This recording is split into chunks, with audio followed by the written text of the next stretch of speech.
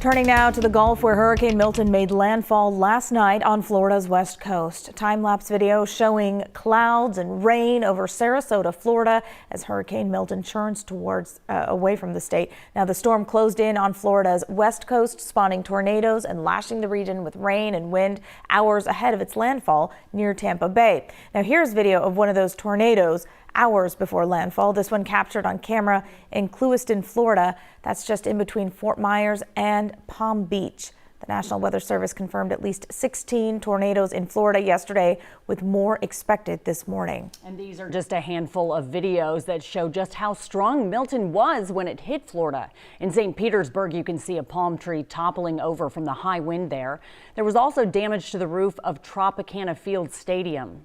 And in Sarasota, streets are completely flooded with high water at every corner. Again, this is only a glimpse of the damage left behind from Hurricane Milton after it made landfall last night. Floridians who did not evacuate have been advised to hunker down as the still dangerous storm moves around the state. Right now, millions of people are now without power. There are also reports of death and injury after a series of tornadoes ripped through that state yesterday. CBS News' Christian Benavides is live with us this morning from Tampa as the city faces one of the most powerful storms to ever hit the region. Christian. Good morning. At this point, what we know about what has happened here is that in the Tampa Bay area, this has been primarily a wind event. You can see all of this debris right next to me. All of it is actually from Hurricane Helene about 2 weeks ago, and there was concern that it could clog up the drains, and you can see that the storm drains are currently working. This area was flooded by Helene, and it appears that Tampa area, this is primarily a wind event.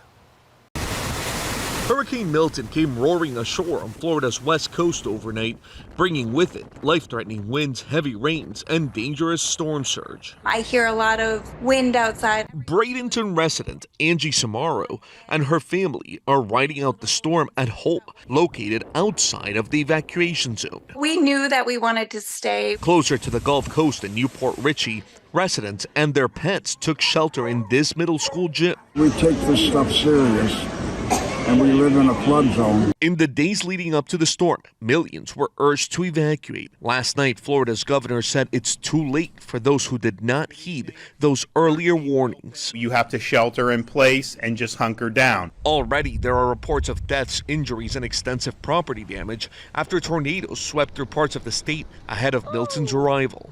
In Tampa, the storm struck here as residents were still cleaning up from Helene and dumped 3 to 5 inches of rain an hour.